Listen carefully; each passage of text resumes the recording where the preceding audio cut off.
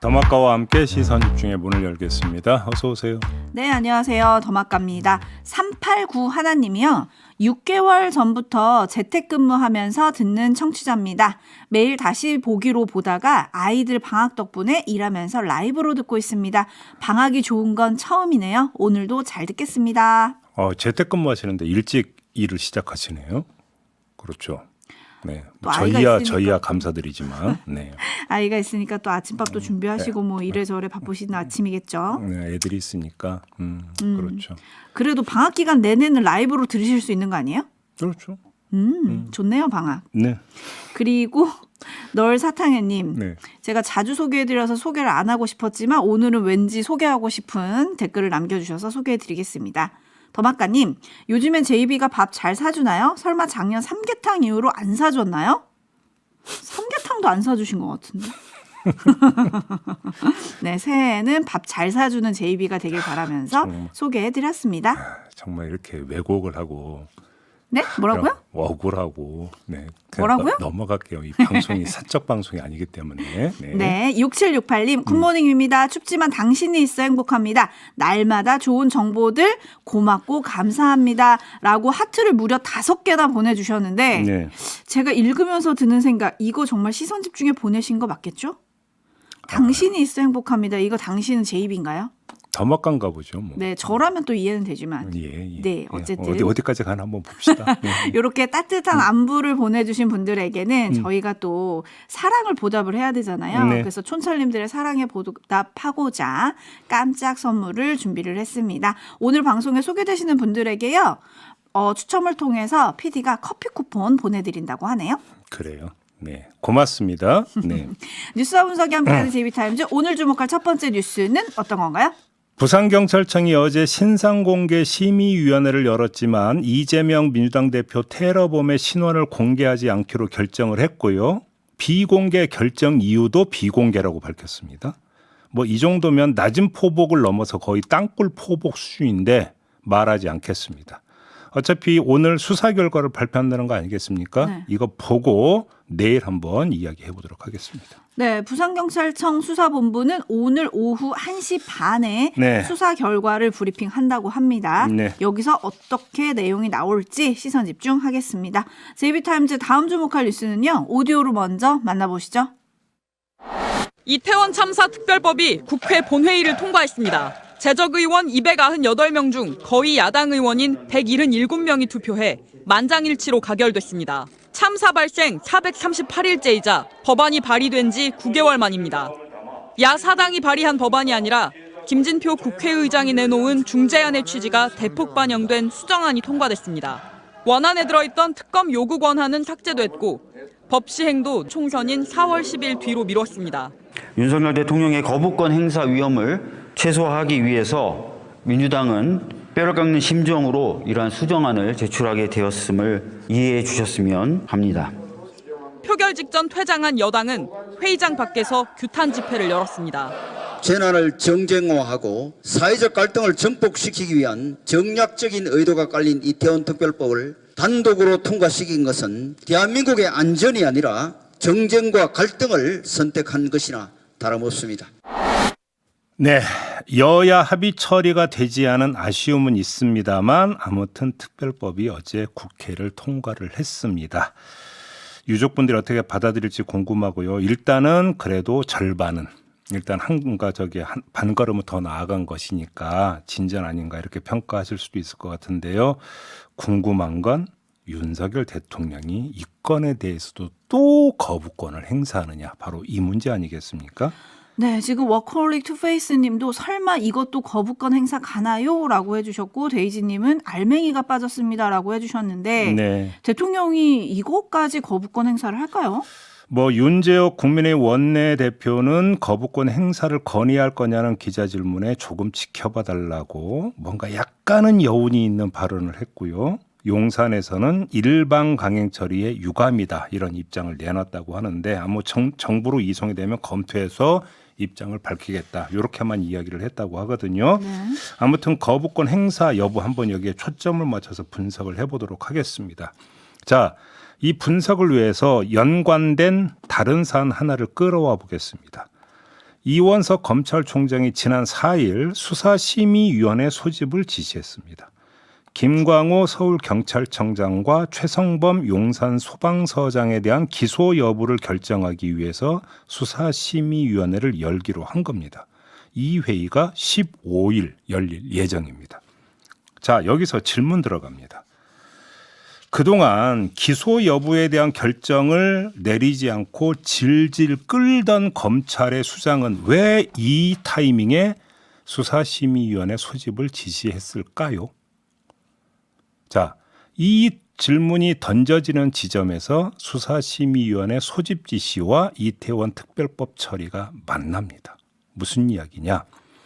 민주당은 9일 본회의에서의 특별법 처리를 계속 공언해 왔었습니다.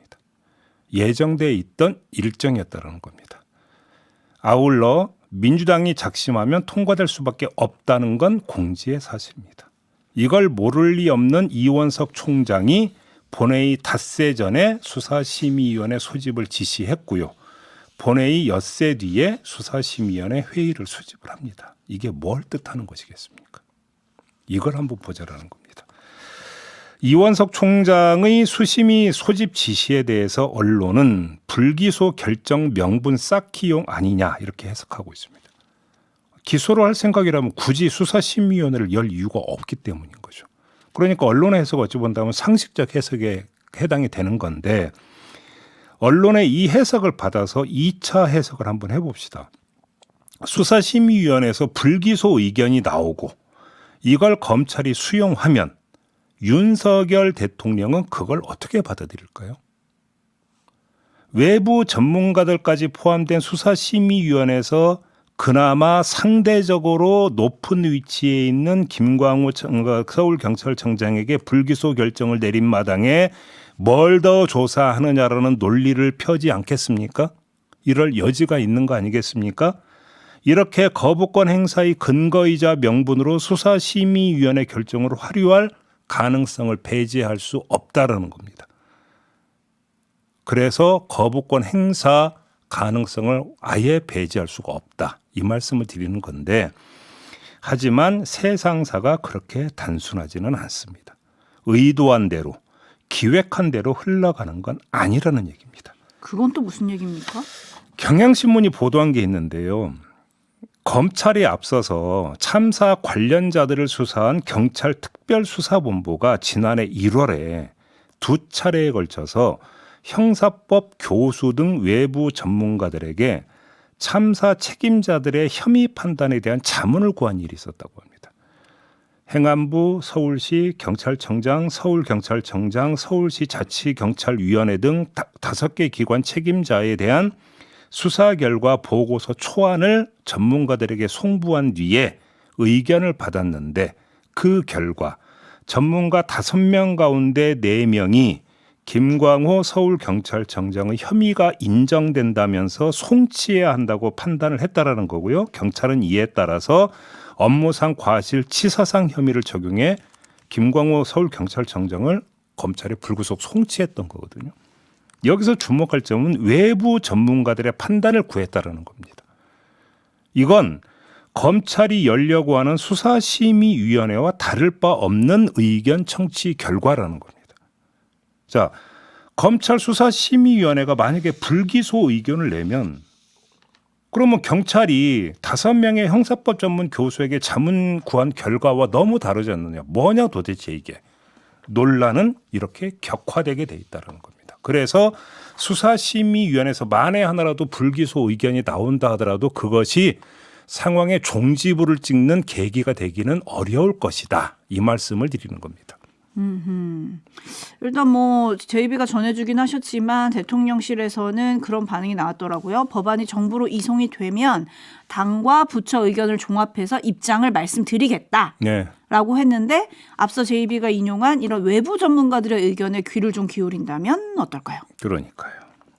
홀로 겨울님이 누구도 책임지지 않는 사회를 조정하는 정치권이 반성해야 합니다. 조장하는 정치권이 반성해야 합니다라고 해주셨고요. 하댕님은 책임자를 찾아서 처벌하자는 게 정쟁화입니까? 라고 물음표를 주셨어요. 네. 9838님 159명의 젊은 청춘들이 목숨을 잃었습니다. 그 진상을 밝혀달라는 부모들의 간절함을 정쟁으로 몰고 가는 건 이해가 안 됩니다. 라는 의견을 주셨는데요. 동동구리님은 여야 합의도 안 됐고요. 그래서 야당이 일괄 처리했고 거부를 대통령이 안 한다고 하더라도 세월호 특위처럼 과연 신속하게 무언가 조사가 될까요? 그러니까요. 그래서 여야 합의가 중요하다고 했던 거 아니겠습니까? 유족들도 이제 바로 그런 그 입장을 내놨던 거고요.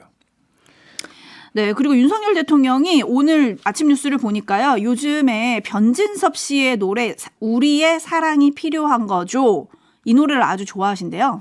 네. 제이비 이 노래 알아요? 알죠. 네, 그러면서 이 노래처럼 이 노래 가사에 이제 감명을 받으셔가지고 이런 노래 가사처럼 따뜻한 국가라는 메시지를 본격적으로 강조하기 시작했다. 이런 보도가 있더라고요. 따뜻한 국가 이 컨셉에 맞는다면 과연 이태원 특별법에 대해서는 어떻게 하셔야 할지 답이 나오지 않을까요? 따뜻함의 비결이 뭔지 아십니까? 뭐죠? 공감입니다. 공감. 그러면 유족들의 고통과 유족들의 바람에 공감하는 것부터 시작하면 되는 거 아니겠습니까? 뭐 이렇게 생각할 게 뭐 있습니까? 네, 한편 한동훈 비대위원장이 일제 말을 아끼고 있거든요. 그러니까요. 네? 왜 이렇게 이제 이 첨예하게 어떤 논란 빚는 부분에 대해서는 상당히 말을 아끼고 있더라고요. 그렇지 않습니까? 네. JB타임즈 다음 주목할 뉴스 오디오로 먼저 만나보시죠. 민주당 내 친이재명계 인사로 총선 출마를 준비 중인 현근택 민주연구원 부원장이 최근 성희롱성 발언을 했다는 보도가 있었는데요. 병상에 있는 이재명 대표가 윤리감찰을 지시했다고 민주당이 밝혔습니다. 현근택 부원장은 지난달 말 경기 성남에서 열린 송년 술자리에서 한 지역 정치인의 비서에게 너네 같이 사냐며 성희롱성 발언을 했다는 보도가 나왔습니다. 의원님, 누구랑 누가 누구예요? 그랬더니 니네 강의도 같이 걸렸잖아. 니네 같이 사냐? 거기서 뒤통수를 한대 제대로 맞는 뭐 진짜 떡하고 머릿속 하얘진 짧은 그 몇 초잖아요. 현 부원장은 진심으로 사과를 드리고 싶다면서 언행에 신중을 기하겠다고 밝혔지만 징계는 불가피해 보입니다. 네. 자, 그 뒤에 나온 소식이 두 가지가 있었죠. 첫째, 이재명 대표와 정성호 의원 간에 주고받은 문자가 카메라에 찍혔습니다. 이재명 대표가 현근택은 어느 정도로 할까요? 라고 물어보니까 정성호 의원이 당직 자격정지는 되어야 하지 않을까? 공관위 컷오프 대상이라고 답을 합니다. 그러자 이재명 대표가 너무 심한 것 아닐까요? 라고 하자 정성호 의원이 그러면 엄중경고, 큰 의미는 없음까지가 입력되는 상태에서 찍혔습니다. 이게 한 소식이고요. 두 번째, 조금 전에 뉴스에 잠깐 나오는데 이재명 대표가 윤리감찰단에 현근택 변호사에 대한 감찰을 지시했다라는 소식입니다. 자, 이 두 소식에서 두 가지 점을 추출할 수 있습니다. 첫째, 선우가 뒤바뀌었다는 겁니다. 징계 수위는 감찰 결과가 나온 다음에 결정할 수 있는 겁니다. 그런데 징계 논의를 먼저 하고 그 뒤에 감찰 지시가 있었다는 점. 두 번째, 징계 논의가 공적 계통에서 이루어진 게 아니라는 점. 사적 차원에서 논의가 됐고 그 사적 차원의 논의에서 공천과 관련된 컷오프까지 거론됐다라는 점. 이게 두 번째인데요. 이 두 가지 점은 현근택 변호사에 대한 징계 또는 공천 자격 심사 결과에 따라서 뇌관이 될 수도 있다라는 말씀을 드리겠습니다. 그 결과가 공정하지 못하다고 판단된다면 불공정의 원인으로 조금 전에 제가 전해드렸던 두 가지 점이 다시 소환될 수밖에 없다라는 겁니다. 어쩌면 현근택 변호사의 발언보다 그 뒤에 나온 이 두 가지 현상이 현근택 공천에 더 큰 영향을 미칠 수도 있다. 이 점을 봐야 된다는 겁니다. 어허, 그 파장까지 좀 봐야 된다. 네. 이 말씀이신 것 같아요. 그런데 막말은 여당에서도 어제 불거졌습니다. 그렇습니다. 박은식 비대위원의 과거 글이 논란이 됐는데요. 2021년 자신의 SNS에 올린 글인데 이런 내용이었습니다. 이승만 전 대통령에 대해서 막장국가 조선시대랑 식민지를 이제 막 벗어난 나라의 첫 지도자가 이 정도면 잘한 거 아니냐? 그래도 이승만이 싫다면 대안이 누가 있냐라고 물으면서 김구 선생도 거론을 했는데요. 폭탄 던지던 분이 국제정세와 나라 돌아가는 시스템에 대해서 잘 알까? 여운형 암살에 김구가 관련되어 있다는 건 들어봤냐? 라고 적었습니다. 또 2차 세계대전 때의 독일의 프랑스 점령과 일본의 조선 점령을 비교하면서 이런 표현을 쓰기도 했습니다. 전 세계의 식민지 경영하는 초강대국이 잠깐 독일한테 졌어도 본토가 다 점령되지도 않았고 미국이 도와줘서 금방 되찾을 수 있는 상태로 4년 정도 점령당한 거랑 우리처럼 지질이 못 살다가 총 한 방 못 쏘고 고종이 나라 팔아 36년간 지배당한 거랑 같냐라고 되물었는데 고종이 나라를 팔았다고 했습니다. 네, 논란이 되자 박은식 비대위원은 이제 언론과의 통화에서 이렇게 해명을 했다고 해요. 이승만 전 대통령이 역사적으로 대접을 못 받는 것에 대한 안타까움을 표현을 한 거다. 김구 선생을 비하하려는 뜻은 없었다. 아니, 이게 비하하는 뜻이 아니면 어떻게 해석을 해야 되는 겁니까? 뭘 모른다는 거잖아요. 김구 선생은 당시. 그랬다는 거 아닙니까? 그게 비하 아니면 뭐가 비하입니까? 우리 다 학교 다닐 때 국어 배웠어요. 네. 자, 근데 뭐 이것 자체에 대한 뭐 평은 생략하겠습니다. 우리 촌철님들이 뭐 충분히 내릴 거라고 생각을 하고 큰 틀에서 말씀드리겠는데요. 윤석열 정부 출범 후에 정부와 여당에 의해서 발탁된 인사들 가운데 역사관이 문제가 된 사례가 지금 한두 개가 아닙니다. 계속 나오고 있습니다. 그런데도 요지부동입니다. 인사 철회 또는 자진 사퇴는 거의 없었습니다. 도대체 이런 현상을 해석할 방법이 뭡니까? 제가 볼 때 하나밖에 없어요. 정부 여당이 뉴라이트 역사관의 친화적인 것을 넘어서 그냥 그거에 기초하고 있다. 이렇게 해석하는 거 말고 지금 해석할 수 있는 방법이 뭐가 있습니까? 왜 이런 게 되풀이 되는 겁니까 도대체? 1793님, 도대체 어디서 교육을 받은 걸까요? 아름다운 독도님도 어떻게 되면 이렇게 뉴라이트 역사관이 주입될까요? 학교에서는 이렇게 가르치진 않잖아요? 라고 해주셨는데요. 8672님의 촌철로 마무리하겠습니다. 적은 타인이 아니라 내 안의 혀가 적이다. 예. JB타임즈 다음 주목할 뉴스는 어떤 건가요? 짧게 하나 전해드리겠는데요. 어제 직장인 온라인 커뮤니티 블라인드에 글이 하나 올라왔다고 합니다. 사연이 이런 거였다고 합니다. 친구로부터 강아지 장례식에 오라는 연락을 받아서 갔더니 장례식장에 부의금함이 있더랍니다. 순간 당황했지만 친구가 서운해할까 봐 5만 원을 넣었다면서 이게 맞는 건지 누리꾼들의 의견을 묻는 글이었다고 합니다. 아무리 생각해도 이건 좀 장난감 아닌가 싶은 생각을 저는 했었거든요. 에이, 아무리 그래도 이건 아닌 거 아닌가 싶었는데 리얼 스토리일 가능성을 완전히 배제할 수도 없는 게 최근 반려동물 장례식을 그렇게 많이 치른다면서요. 네. 그러다 보니까 반려동물 장례식장에 부의함이 등장할 수도 있긴 있겠다라는 생각을 한번 해봤는데요.